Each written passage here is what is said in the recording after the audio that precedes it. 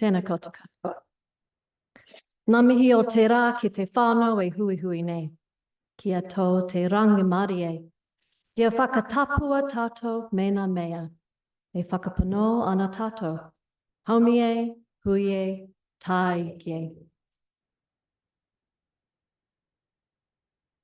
Thanks, Kathy. Welcome to all of those who join us here today, both in person and via Zoom. We look forward to sharing the performance of CLT over the past financial year. Just a little bit of housekeeping before we start. The main exit is at the back through the foyer and to the left. There are also exits in the hall through this door, that way, and another exit through the door next to the organ on my right. I never thought I would ever have to say that. Toilets are in the adjacent hall. They can be accessed by exiting the church at the back and following the path to your left. Should the fire alarm be activated, please leave through your nearest exit and assemble under the big tree. So, order of events for today. As you can see, we will start with the formal proceedings of our annual public meeting before we welcome our guest speaker, Mike Casey, from Rewiring Aotearoa to the stage. Our afternoon will conclude with a catch-up session and some nibbles and drinks in the hall. I would like to take this opportunity to introduce our trustees. We have 7 of our trustees here today, so I can confirm we have a quorum. Under the CLT trust deed, the trustees are the only people required to vote on the formal resolutions that I will put to the meeting soon. But we're a very inclusive organisation, so you're all very welcome to join in.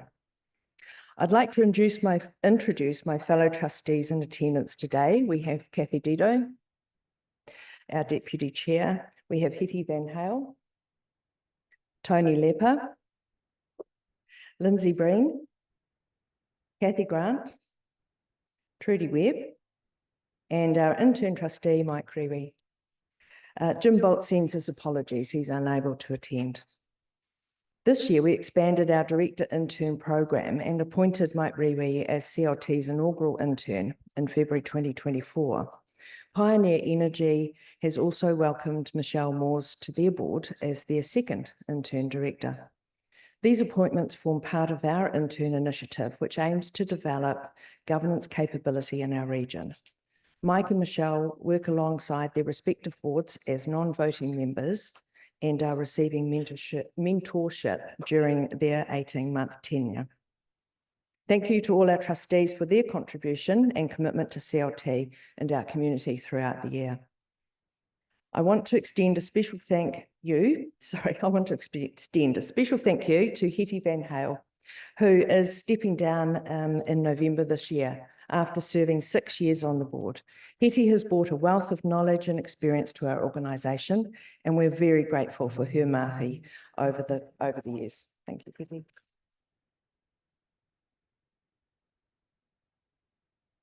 Also in attendance today, we have members of our staff. These are the people on the ground who see to the day-to-day running of CLT, ensuring that the funds get distributed to our community.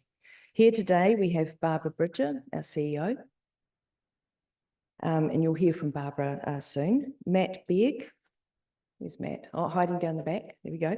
Jen McGregor, down the back, she's coming. Katie Lindsay. Marion Lowe. Oh, yep. And Gillian White. Great, thank you. I would also like to welcome members of the Pioneer Energy Board who have joined us today. Rob Hurt, Chair. Hear from him later as well. Bill Moran. Where's Bill gone? Oh, yep, down, yep. Don Elder. Okay. Jackie Chain. Oh. Tony Belfer and Frank Durley. And Michelle Moores, the board intern. Okay, another warm welcome also to Fraser Yonker, Pioneer Energy CEO, there's Fraser, and members of his management team as well who are here today. Pioneer Energy, I'm sure as you all know, forms a significant portion of CLT's investment portfolio, which as at 31 March 2024 comprised approximately 35% of our total investment portfolio. While CLT has a diversified portfolio of investments, we are proud of our ownership in Pioneer Energy, and Pioneer Energy's success is integral to enabling the work of CLT.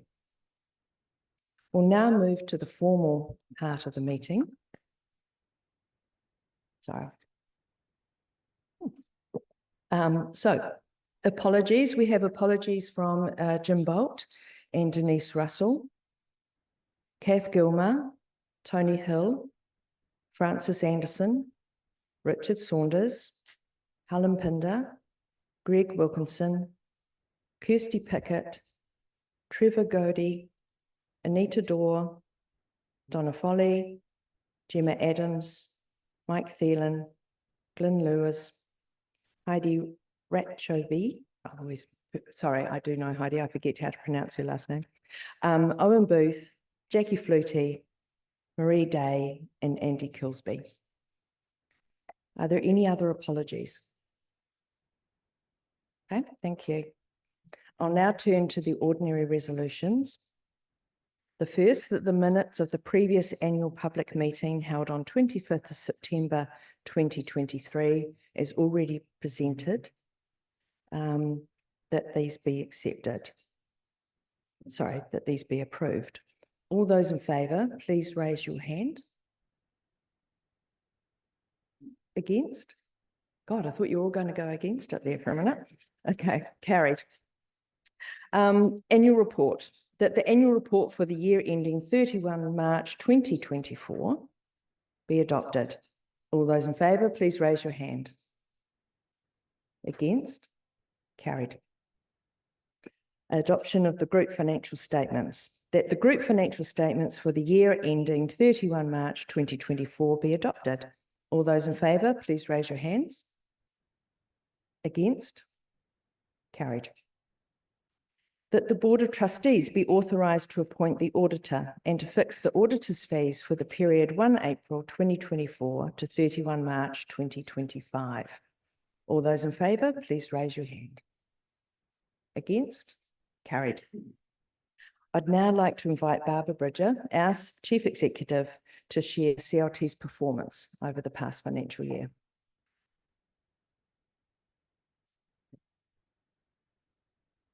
I'm just making sure I'm not doing the slide chains. Are you doing that? It's all under control. Great. Thank you, Linda. Tēnā koutou katoa, ko otako tu turinga waiwai nua haha nui aho ko Barbara Bridger toka ingoa. Nō rewa tēnā koutou katoa. Hello, everyone. I would like to take this opportunity to welcome you all here today. It's great to see so many familiar faces. I'm now going to present our financial results. The results reported in our annual financial report are the performance of Central Lakes Trust and Pioneer Energy for the financial year ended 31 March 2024. I'm going to present Central Lakes Trust parent company results, and following that, Rob Hewitt's going to talk to us about the results of Pioneer Energy. Rob will also take us through some of Pioneer's plans for the future and the future direction of Pioneer Energy. Okay, so here we go. We're happy to report that our investment strategy continues to prove effective.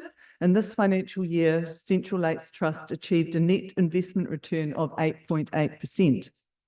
At the 31st of March 2024, our investment portfolio stood at $495 million, up from $459 million the same time the previous year. After overheads, which includes granting, the parent entity made a financial surplus of $32.1 million. At the end of 2023, we changed our investment arrangements and appointed Mercer as our investment advisor. Mercer are an international investment business who provide wide-ranging services, including research, investment advice, and bespoke investment solutions. The Trust has an investment committee who provide oversight to the investment activities of the Trust, and I would like to take this opportunity to thank those committee members for their contribution, and in particular our two external members who were part of the committee last year, Mark Taylor, who retired as chair, during the year, and Simon Flood, who is our current external chair of the Investment Committee. As you can see from this graph, our investment portfolio is very diversified, and as Linda has already mentioned, 35% of it comprises our investment in Pioneer Energy.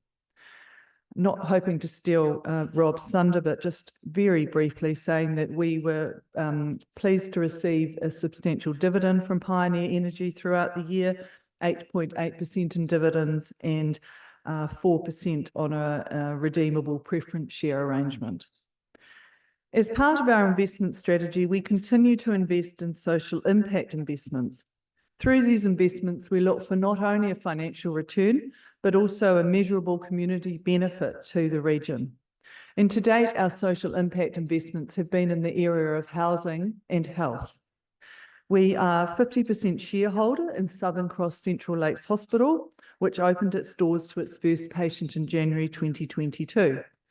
Southern Cross Central Lakes Hospital provides a range of surgical specialty services to both a mix of private and public patients.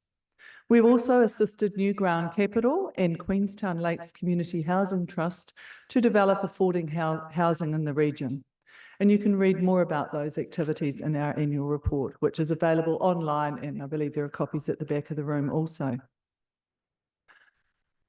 This is a technical bit.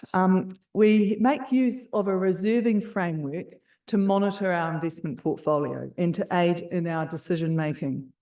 The reserving framework shows our base capital at inception of 155 million, which, as many of you know, comprise the proceeds from the sale of the Otago Central Electric Power Board, the Alliance and retail business, and the value of Pioneer shares. And I see we have an inaugural trustee with us, Graham.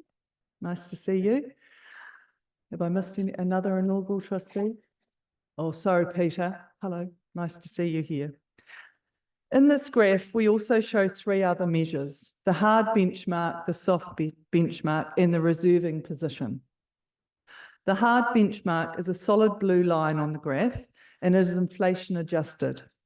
So basically our 155 million inflation adjusted to 31 March means that it sits at 285.9 million.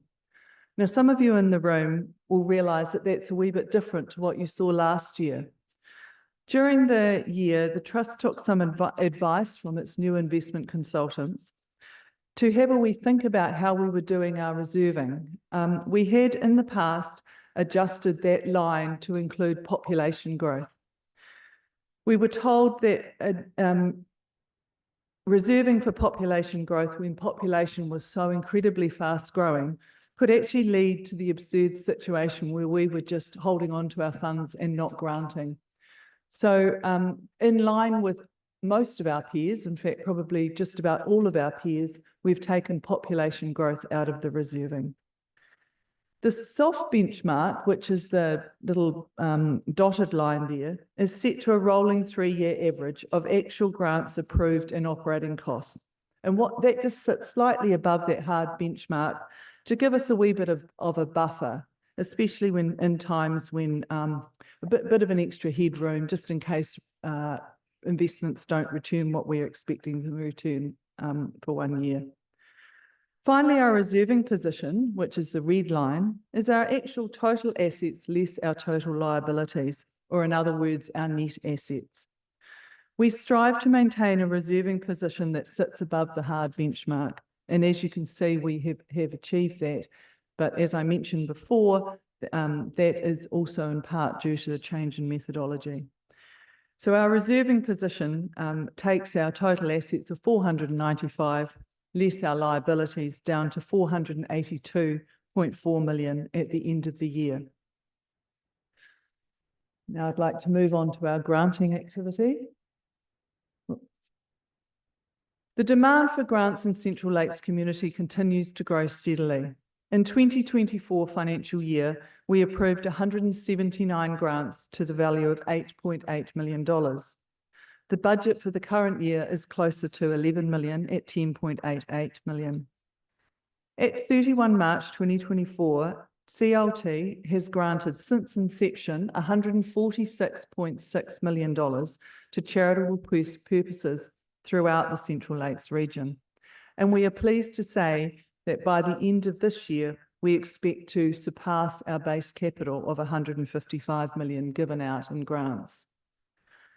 Whilst our grants are community-driven, we typically see around 30% of those grants going to community wellbeing.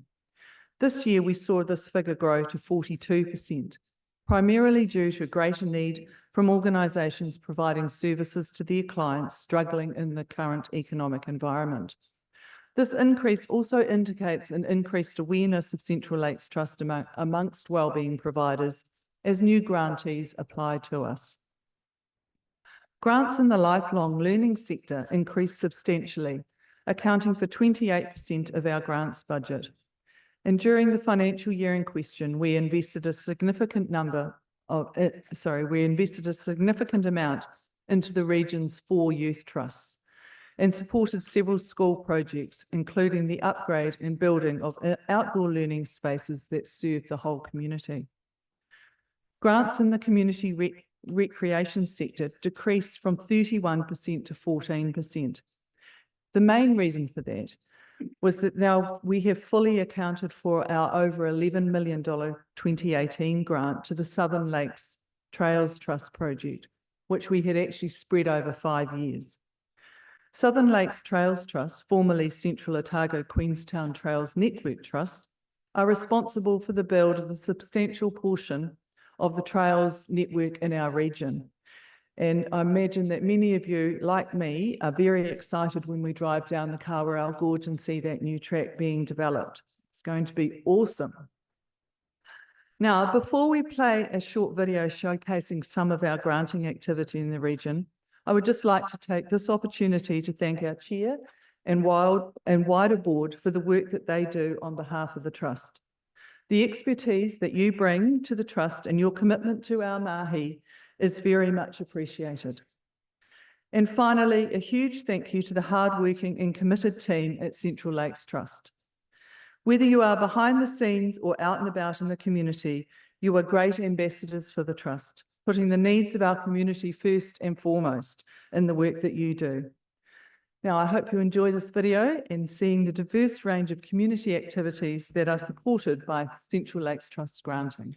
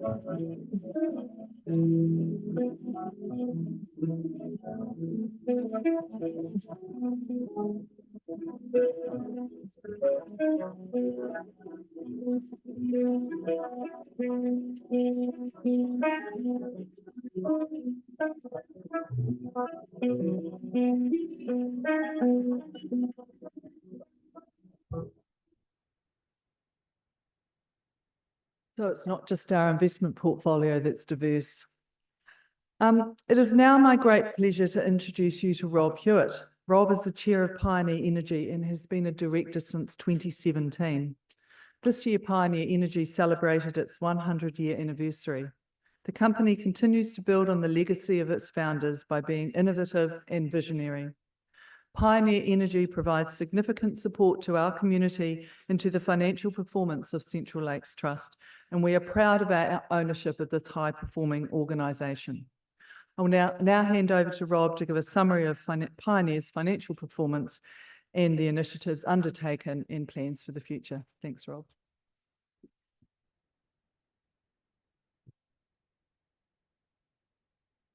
Thanks, Barbara, and thanks for a very nice introduction. I'm going to go off script for a second and tell you a little bit about me and where I've come from and my view on CLT. So I'm a farmer down in South Otago. I have the privilege of having one of Pioneer's assets in my back paddock, the Mount Stewart Wind Farm. If you're ever bored, or actually you should be watching the road when you're driving down State Highway 8.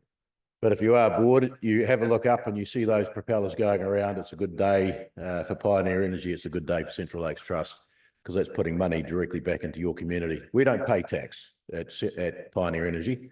We're a charitable trust. We're part of the CLT, and our tax is what we put back into the community here. And I'm absolutely delighted to be able to do that. I think it's the best use of tax money that I see. Got to say, the boss is pretty tough. I guess you get that whichever way you go. I'm just going to do the same question. Are you running the slides or am I running the slides? You can do it. That's great. Thank you. Righto, we'll move on to the first slide, if you would, please, which is the numbers. I'm not going to go through a bunch of spreadsheets. We have an auditor on our team with Jackie. We've got an accountant with Frank Durley.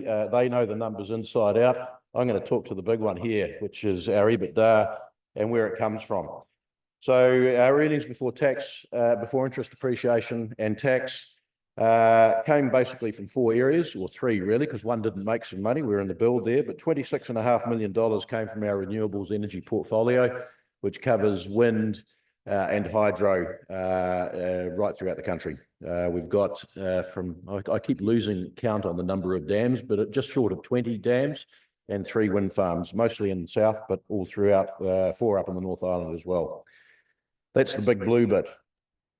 $5 million came from our thermal portfolio, which heats among other things, heats the Dunedin Hospital and University, Southland Hospital. We're in Christchurch. We've got a facility at Washdyke, which powers up a number of businesses, including a brewery. If you drink DB products, they're paying indirectly for the money that we put back into the community here. That's the orange slice. The lighter orange slice is at 2.3, near enough, is our 51% share of Pulse Energy, which is our electricity retailer based up in Auckland with around about 80,000 retail customers throughout the country. And you might recall the Highlanders is one of our proud sponsorships. We also sponsor the Crusaders, for those of you that are interested. But certainly it's a long association that we've had with the Highlanders and one that we're very proud to have. The grey bit, the last slice, which was a loss, you'll see at $1.8 million, is our EcoGas business. That's our 85% share of that business. We have a partner in there as well. That business is in the build phase, and I'm going to talk a little bit more about that later on. We're delighted to say now, so we've got the biggest anaerobic digestion plant in the Southern Hemisphere, based at Reparoa in the central North Island. We have a partnership with the Auckland City Council where we take food waste out of their waste system and we truck it down to Reparoa and turn it into biogas, which then gets burnt to provide electricity. We also provide heat and soon CO2 to a glass house that grows tomatoes and goes into the foodstuffs and Woolworths network for you to go and buy. So it's pretty circular, isn't it? Food waste going to food. So delighted to hear to say that that is in build and our tanks are full of rapidly decomposing food waste turning into lovely renewable energy. Our portfolio diversification, this is really a bit of a slice of, one other thing I meant to say on the other slide, if you'll beg my pardon for going backwards for a second. It's worth reflecting on, and we'll probably do this every year. In 2010, Pioneer Energy delivered a 6 million EBITDA number. In 2024, it was around about 30. So we've gone up to 6 times, give or take, 5 times. That $6 million that we produced in 2010 had a plus or minus. So depending on how much water flowed down the Teviot Valley and a few other things, it had a plus or minus of $2 million a year. So you work that out, 33% variability potentially on the revenue that came through every year to CLT. It was a big swing. We've still got a $2 million plus or minus swing today. But $2 million a year over a $30 million EBITDA number is a hell of a lot more resilient and a hell of a lot more reliable than what we had before. And I think you can see that if we go back to the portfolio diversification slide, you can see why we're growing. We've grown significantly in the asset value and where the distribution's coming from. So renewables, the big blue slice, is going to be a big chunk of what we do into the future. There's no question about that. We've got a number of assets under either investigation or in the process for consent, wind farms in particular, but we're also looking at hydro opportunities where they come up. They're getting harder and harder, but wind farms are energy source du jour.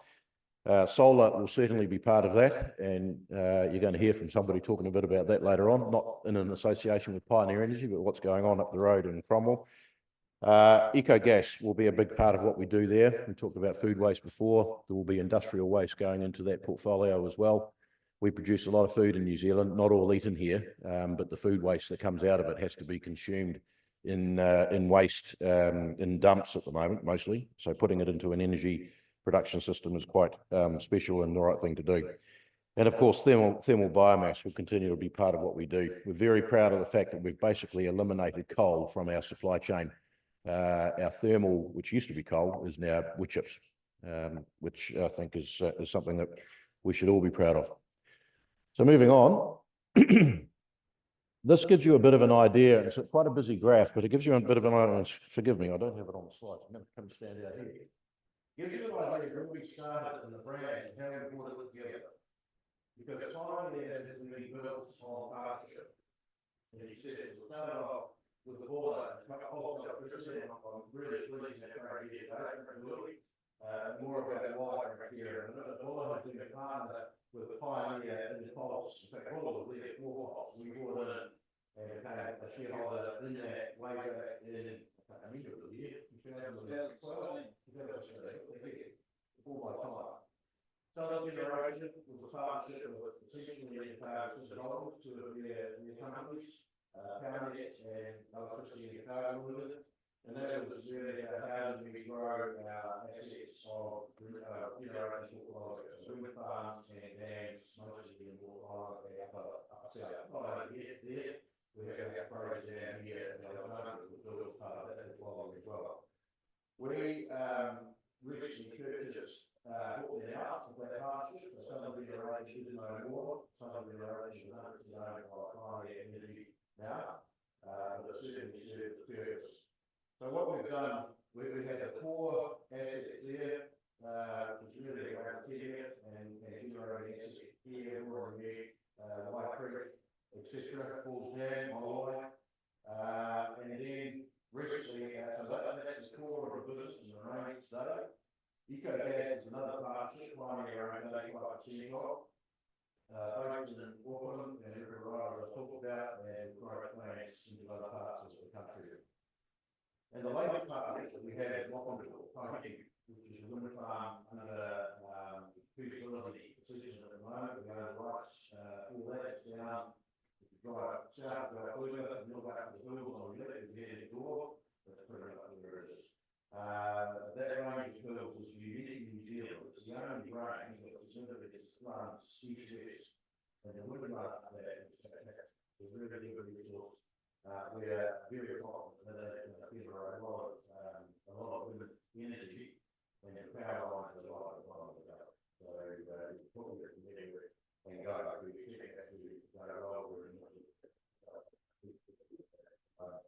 the partnership in energy to use so the point that I really wanted to make there is that Pioneer has been built on partnerships. We've gone through a stage of consolidation with Southern Generation right now. And when we talk about, so that was at the end of last financial year, the partnership we are in right now as of the 1st of July, and this is why I'm delighted to have Frank Dooley in the room, is that Buller Energy has now come in to Pioneer Energy as a partner in that business, 24.2% partner. And what they have done is they have contributed equity to the business, but also Pulse is now 100% owned by Pioneer Energy, of which Buller Energy is a part. So what you can see over time is that the partnership relationships may change and morph, but fundamentally this is about how can we collaborate and do things better together. And that's something that is consuming a lot of our thought process at the moment. Move to the next slide, please. And the reason why it's consuming a lot of our time is that I guess one of the things that Frasers has been really successful about is bringing a whole lot of development opportunity to Pioneer Energy, not only in hydro, which is where we started, but right across the portfolio of energy generation opportunities.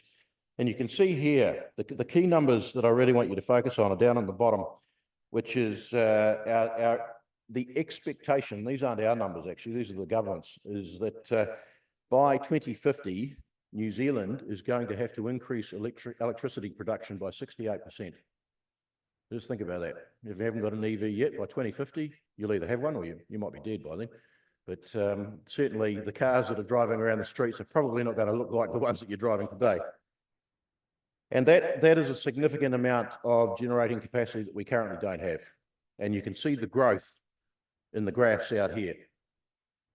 So the partnership opportunities that Fraser has developed and the Manawa Energy partnership at Lockondor was a really good example. That's a 700 megawatt wind farm. Sorry, 300 megawatt wind farm. I'd like it to be 700 megawatts. Well beyond Pioneer, sorry, $700 million wind farm. Well beyond our balance sheet, well beyond CLT's balance sheet to do. So the way that we are going to have to do that is through partnership. And, you know, that's a biggie. There's a whole lot of small ones out there as well. So what that's doing, next slide, please, is setting us up for the future. You know, so we have created, as of the 1st of July, a bunch of new businesses, reshuffling, if you like, to recognise this new partnership that I mentioned before with Buller Energy, but also positioning for future growth. So we have a new business called Pioneer Energy Renewables, which got all of the Southern Generation assets came into that, plus Pulse and the Pioneer Energy core assets. So basically all of our generating assets, excluding EcoGas, is in this new entity. And that has extended our relationship with Buller Electricity. And I think this is something that we should dwell on a little bit. Why? I mean, we had a relationship with Buller Electricity, that is true. Buller Electricity, however, is a community-owned business on the West Coast. You know, we have the same value set. We are fundamentally about you, the communities. And Frank is doing exactly the same thing up in Buller. So this was, it actually wasn't a hard decision really, Frank, was it? It just came together. So we are looking for opportunities to find like-minded people. It was mentioned earlier, the values set around Pioneer and how we view the world and what we do with our profits and how how CLT deal with them is really important when we're talking about future investors coming into this business. So we're currently on the lookout because this thing's going to grow. The demand is there. the pipeline is there, the opportunities are there. It's how do we best service this for the benefit of our communities ultimately. Next slide, please. So I'll just return and talk a little bit more about Ecogas and Riparoa. The Riparoa facility is currently a 75,000 tonne. That's a lot of scraps, isn't it? 75,000 tonne capacity, all out of Auckland by and large. We have Tauranga coming on. We're trialling now. Rotorua will be coming in. We will potentially, highly likely, in fact, be trucking food waste from other North Island centres to Riparoa as we develop opportunities in other parts of the island. This is, as I said earlier, the biggest anaerobic plant in the Southern Hemisphere, and it's the only commercial anaerobic digestion plant in New Zealand. We will be producing the first biomethane in New Zealand that will go back into the grid. You might be wondering what the hell that is. We don't have gas reticulated in the South Island. It's a North Island thing, but we will. We actually hoped, where's Andy? We had one of our guys talking to us today who runs the joint up there, and he said, on Friday, we thought we had it nailed. We were going to put biogas into the grid on Friday afternoon. It is that close. Renewable gas into the grid is a really big deal, particularly when you hear the stories about how the gas fields offshore are causing problems at the moment with their longevity. So this is not only a good thing to do from an environmental perspective, it helps prolong the life of an asset that's pretty fundamental up in the North Island. But there's more than that. We've acquired the land in Christchurch for a second Ecogas AD site. We are currently going through the consenting process. That will not only do food waste, it will do some green waste as well. 75,000 tonnes. And we are well advanced for other facilities with councils in the lower north and Taranaki regions in the North Island. So this thing is growing really fast, and it's just the right thing to do. So setting ourselves up for the future. We can have the next slide, please. So this looks complicated, and yeah, it is actually. There's a couple of key takeouts that I'd like to tell you here. So Central Lakes Trust are our parent, and that's not going to change. Owns 100% of Pioneer Energy. What Pioneer Energy owns, however, is different. So we are in a partnership with Pioneer Energy Renewables and with Buller Electricity over there. And Pioneer currently owns 75.2% of that, and Buller owns 24.8%. That may change in the future. At the moment, we don't foresee that, but it could change in the future. And we are looking at opportunities for other potential investors in the Pioneer Energy group, which may be across the whole portfolio. So this is to deal with the growth opportunities that we see in Ecogas and Lochindaub and other partnerships. So the way I like to think about it is that the Pioneer Energy group, or perhaps Pioneer Energy Renewables really, is the operating company. That's where the assets sit that generate the electricity, that pay the dividend that you then get the benefit of in the community. And the parent, if you like, is further up the tree. So I want to make it really clear. Central Lakes Trust still owns Pioneer Energy, but Pioneer Energy has other partners in the business as well. And we need them there because the growth opportunities are bigger than our individual abilities to fund. If I can have the next one. There's a heap going on this. We should probably think of it as two graphs. You can see here on the left-hand side, the bar graph there that talks about where we are. This is our pipeline of opportunity that we are looking at in terms of megawatt of capacity. So you can see there, the big blue bar there is 622 megawatts of total opportunity in our pipeline. To put it in perspective, Fraser, how many megawatts did we generate last year? Or what's our megawatts capacity at the moment? 400, if it's running really well?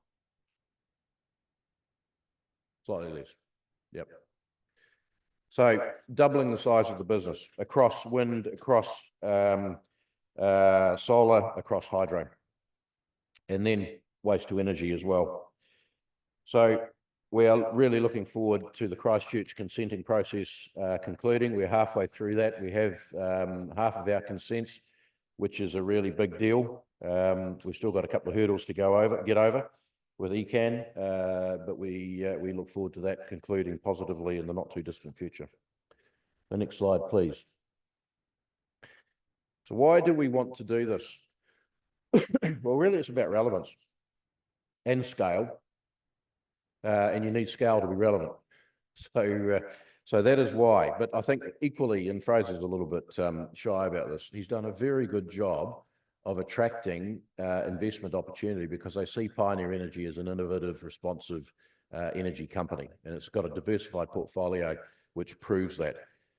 So that demand is going to continue to morph and change. We don't have an active or significant, in fact, we have no portfolio in solar at the moment, and that's going to be a thing.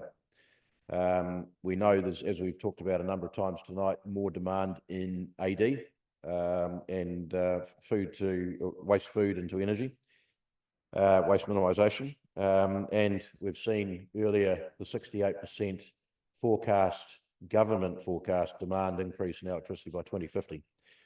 So we need to continue to grow to make sure that we remain relevant. And that will benefit Central Lakes Trust too, for the reasons that are outlined up there. The value of the investment in Pioneer Energy will continue to grow, which means the value of your investment continues to grow as well. Next, please. This is how we're planning on doing it. So we have equity investment from CLT and now Buller at the renewables level. We're continuing to look for opportunities around that, but also pursue debt funding on a project-by-project basis, which we can do. CLT, the ability to continue to invest in our pipeline is going to be limited by the overall investment appetite in the sector. Nicely balanced at the moment at 35%. There's a little bit of room there to grow, but not to deliver 600 megawatts of additional generation opportunity. So we need to look for partners, and that's why the co-funding model is going to be important. The key considerations that we really need to ensure, the key take-home messages here, that Pioneer CLT CLT continues to retain majority interest in the total investment portfolio. That is a given. The values alignment of the new investment partners, as I mentioned with Buller Electricity before, and new people that we want to bring in, that is absolutely fundamental to the success of this long-term relationship. They need to align with our values. And of course, the value enhancement around asset value of Pioneer Energy. Next, please. We sort of talked about this. We've got the two spots where capital have come in. We've got the renewables where Buller is down on the bottom left there. And then, excuse me, we're talking about group, which is where we're looking at the moment. So that's a bit of a whistle-stop tour through what Pioneer is planning to do. We're in early stages, well, actually we're quite well advanced in the early stages of an equity raise process, which we expect will conclude end of the financial, probably first quarter of next financial year, so April or May next year. A lot of water to go under that bridge. But I think when we look around other investment opportunities that have been taken up in the last 24 or so months in this broader space, this energy space, and you can just look at the Manawa divestment and Contact as an example of the top end of town having a crack at this. We think that the time is ripe. So we expect good interest in Pioneer. It's a pretty cool company doing pretty cool stuff, and it makes a bit of money. So we're delighted to be putting that money back through CLT. And the intention is that our slice of that pie remains, or the value of that slice remains at least, and hopefully grows, but with others as well. Happy to take any questions. We'll hand over to Barbara again.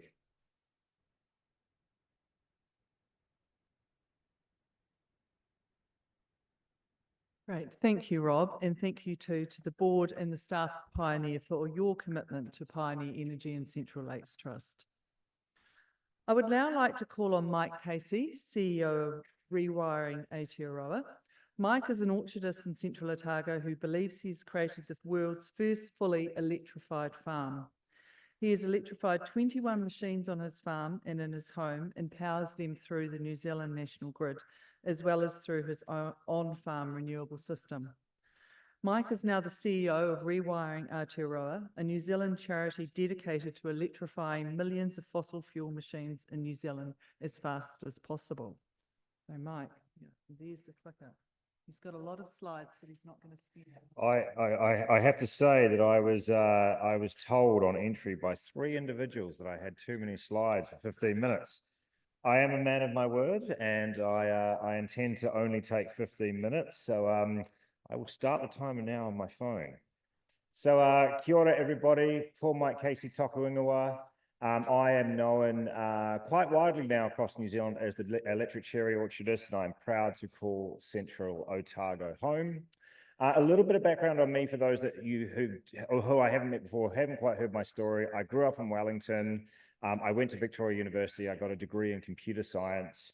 And straight after university, I moved to Sydney, and I spent 12 years in Sydney building technology startups. One technology startup in particular ended up being very, very successful. And that was a website for university students looking for their first job. In 2019, 4 out of 5 university students in Australia used that site to find their first job, and it was acquired by Seek, and that gave my wife and Rebecca and myself the opportunity to move back to New Zealand, specifically to this region, because let's be honest, it's the best region in New Zealand. And so I settled here in Central Otago, just to the northern tip of Lake Dunstan there, on 9 hectares of land. This long story short there is we were looking for houses in Wanaka. We found our perfect home with 9 hectares of vacant land for the same price as a 4-bedroom home in Wanaka. I'm an entrepreneur and I love an opportunity. My wife is an accountant who loves a bargain. And very, very quickly we realized we became the newest entrants in the New Zealand primary sector. We founded Forest Lodge Orchard, which is a 9,300 cherry tree orchard. Come on, clicker, work for me. Oh, we've gone dead. Just can't count towards my time. Oh dear. All right, can you flick to the next slide? 9,300 cherry trees, 25 kilometres of cherry trees, which on average makes us a reasonably large independent grower. There are much larger growers than ours. We're a fraction of Trudy's size. But definitely enough cherries to keep me occupied throughout the year. But the thing that makes us really well known is the 21 electric machines we run on farm. We are a fully commercial operation that grows about 10 million cherries a year, about somewhere between 80 to 100 tons of cherries a year. And we do so without burning a single drop of diesel or a single ounce of fossil fuels. These are our machines across our farm and our household, and I'm obviously going to be running through this quite quickly. So my slides, this is open source information. Anyone who wants these slides later on, you guys can request them from CLT, and I'm happy for them to be shared. But this is the story that I've been able to tell now. I would have spent roughly $53,000 a year on diesel. By electrifying those 21 machines and running them off the New Zealand National Grid, I can more than halve my energy costs. And in a very sort of low-touch solar and battery system, installing those on my farm, I can almost halve my energy costs again. But the interesting thing in all of this is that there is a new opportunity for me now, which is to use my solar and batteries to push back to the national grid and start earning my farm a new revenue stream. This is super exciting. I have recently signed a deal with Aurora, which I think is an absolute massive win, where they are now paying me to export power back to the grid during peak periods, right? Something that I think that all farmers and all households and all businesses in this region should have access to. This has, of course, generated a lot of interest. We're going to move real fast through these slides now. Approximately 10,000 people have come to my farm in the last 3 years. Many of you in this room have been to my farm. This is going to be interesting if we can make this work. They kept coming and coming, and it doesn't matter what they believed. Everybody loves electric tractors, right? Huge public interest in media, but we'll slow down. We'll stop there for a second. No, go to the country calendar one. But the biggest thing for me, of course, being a city slicker suburban boy that had never set foot on a farm before in his life before buying one, was being on Country Calendar last year. I didn't realize that Country Calendar is the oldest show in New Zealand, and by far the most popular, which just shows how strong the rural community actually runs into the whole of New Zealand. This has been really exciting because I have now been invited to become the CEO of a think tank charity called Rewiring Aotearoa. We have really 2 focuses. One is to electrify almost everything by 2040. So if you have a race car, you are welcome to keep that. If you love your Massey Ferguson tractor, you are more than welcome to keep that too. But in general, we want to electrify almost everything by 2040. And to do this, we need to create the most renewable and most affordable energy system in the world, right? And it's a real privilege here today. I'm with one of my team members, Mike, who was actually one of the initial founders of Rewiring Aotearoa. And I didn't realize that Rob was even going to be here today, but he has stepped up to become chair of this charity. So we've got something in common now, which is pretty cool. I want to talk to you quickly about New Zealand's emissions, right? And emissions is something that's very, very hard for us to talk about, but hopefully by the end of this chat, we're going to be actually on agreement on emissions, and not only on agreement, but figuring out how to tackle them in New Zealand. This is New Zealand's emissions inventory in the way that it is currently categorized, right? It shows on the right-hand side, on the left-hand side, where the emissions are sourced, and on the right-hand side, the categories that make up those emissions, the reason for those emissions. And it's really, really hard to tell what is going on in the New Zealand economy with your own lifestyle, how this fits into these emissions.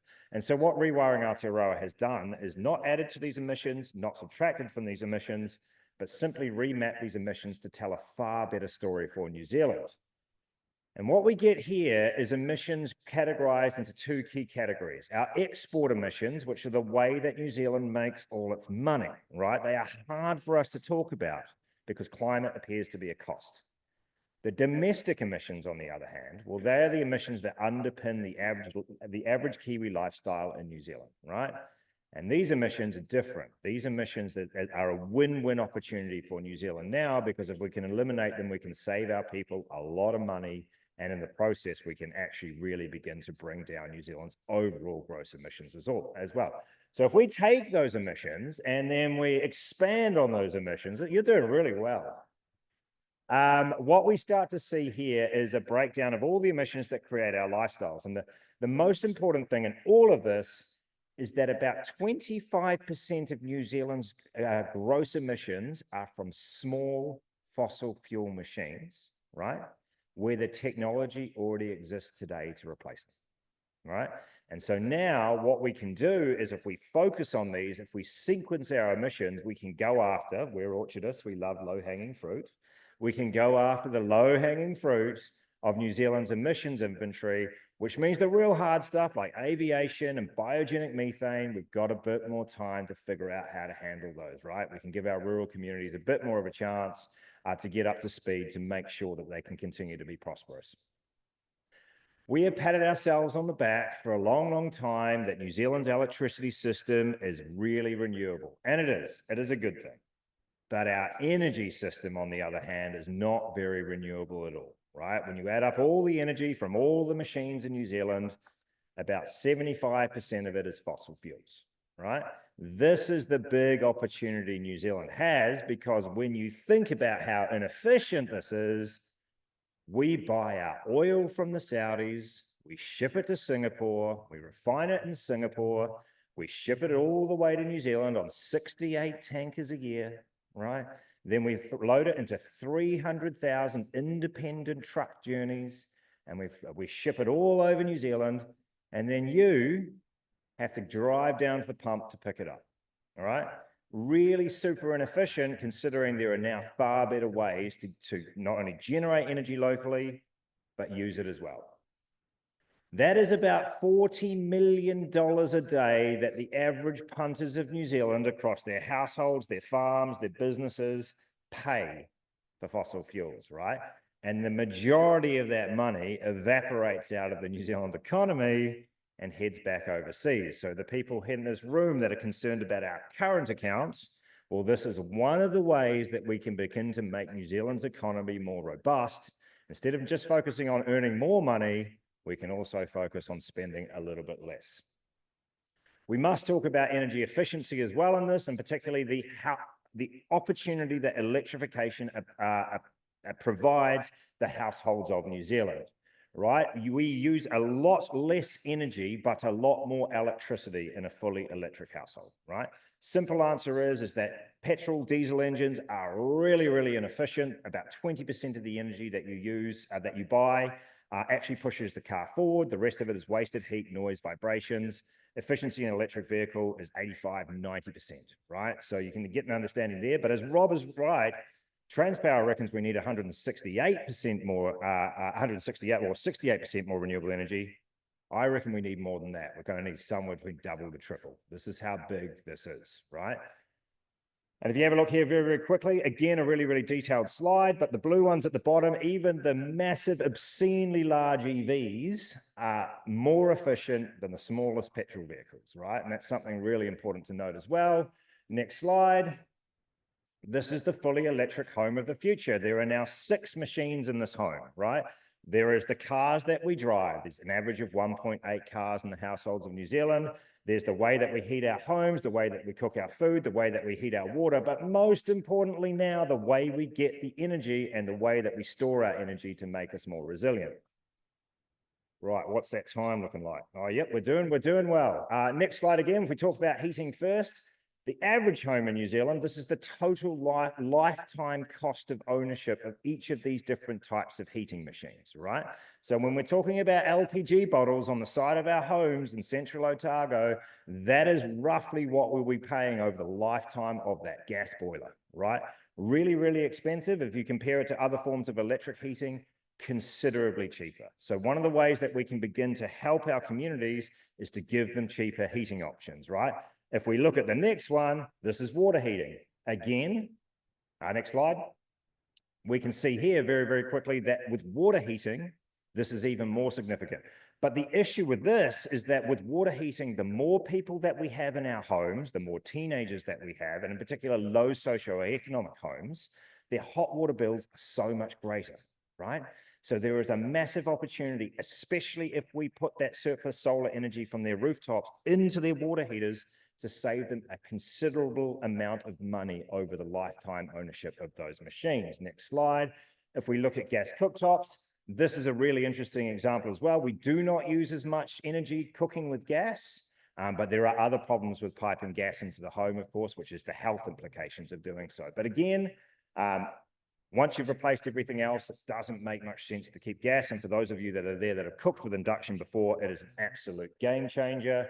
And of course, this is the big one, EVs. This is really interesting now. Even when you take into account the additional capital costs of an EV, plus the bills, plus the rucks and everything like that, it comes down to how you charge it. If you charge that car at home, the majority of the time, you will spend about $10,000 less on an EV over the lifetime ownership of that vehicle compared to if you bought a petrol car, right? Quite a remarkable situation. And of course, if you can put your solar into it, well, that makes it even better. You add all those machines up, the average home in New Zealand is now saving about $1,500 a year, and that includes new solar and a new battery system in their home. If you get access to a 1% finance rate, well, that's about $5,000 a year. The economics of electricity, let's go through that very quickly. On the right-hand side here is the average cost that the good folk at Pioneer Energy, along with all their other peers, that's the average cost to generate a kilowatt hour of electricity on the wholesale market over the last 15 years.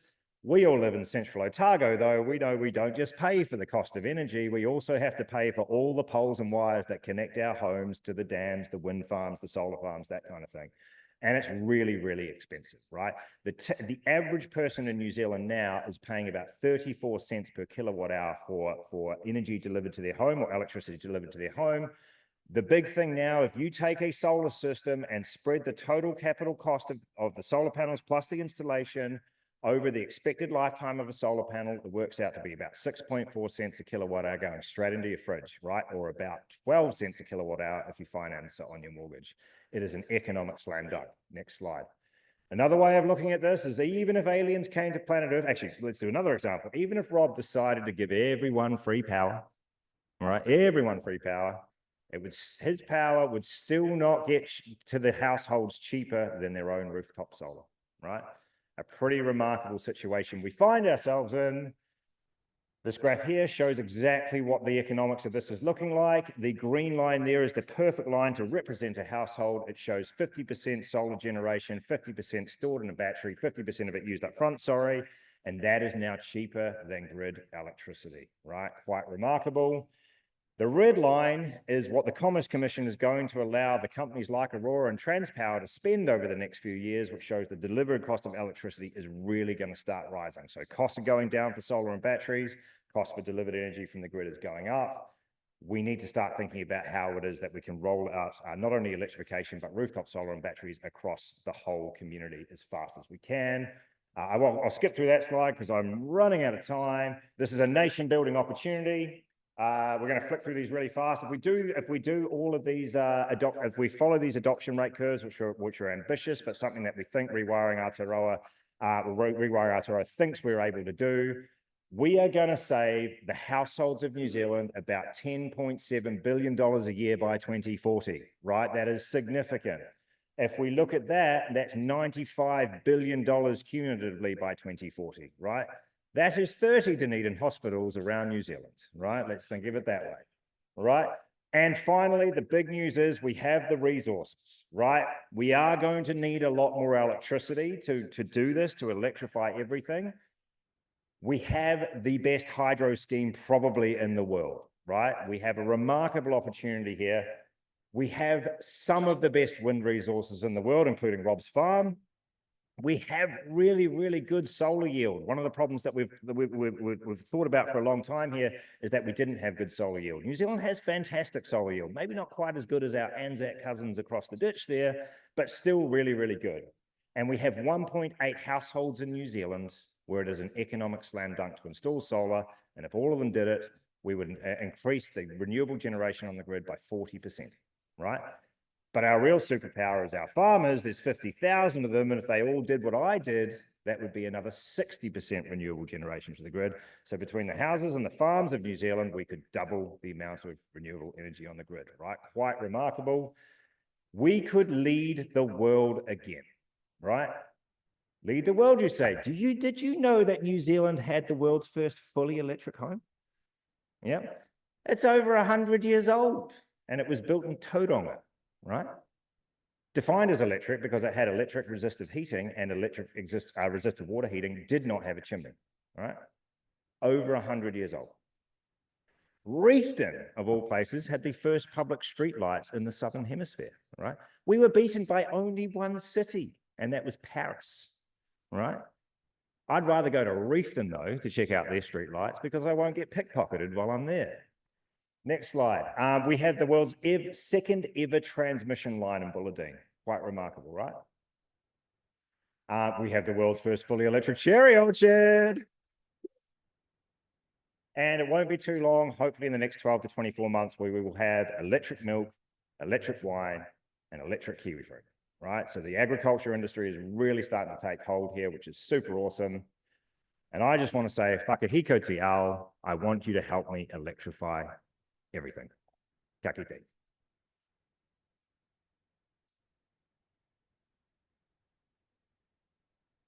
17 and a half minutes. Yeah, slightly over, but we'll forgive you. Thank you, Mike. Great for you joining us here today. Great to hear your journey, your thoughts and your insights, and inspiring us moving New Zealand towards electrification. And it's great to have a TV star in our midst, isn't it? Okay. Right. So we're nearing the end of the APM, and this is the chance for us to open up for any questions or any general business.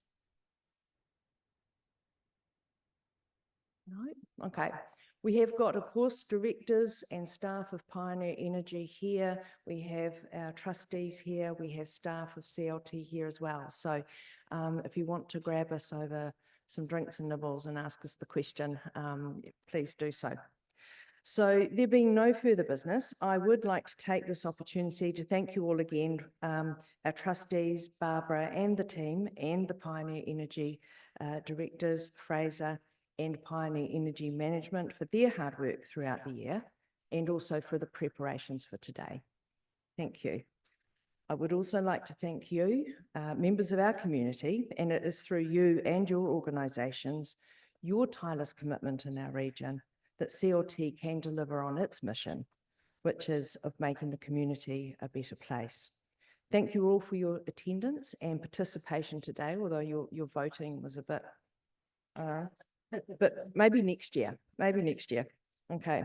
Next year, of course, is our 25th year of existence. So as we enter our 25th year, I am confident that CLT is well placed to continue in its mission to enhance assets and enrich lives by supporting our community. I'd now like to invite Kathy Dido to close our meeting with a karakia. Thank you. And we would love you to join us after for nibbles and drinks just outside. And I'm going to bless the food for us before I close with a karakia. E te atua whakapainga e ni kai, e oranga mo te tinana, mo o mātou wairua hoki. Āmene. Karakia mutunga, kia tō te manakitanga, kia runga ki tēnā o tātou, kia piki te ora, kia piki te maramatanga, kia hoki pai atu, kia hoki pai mai, tūtura whakamaua, kia tīna, haumie, huie, taiki. Ora.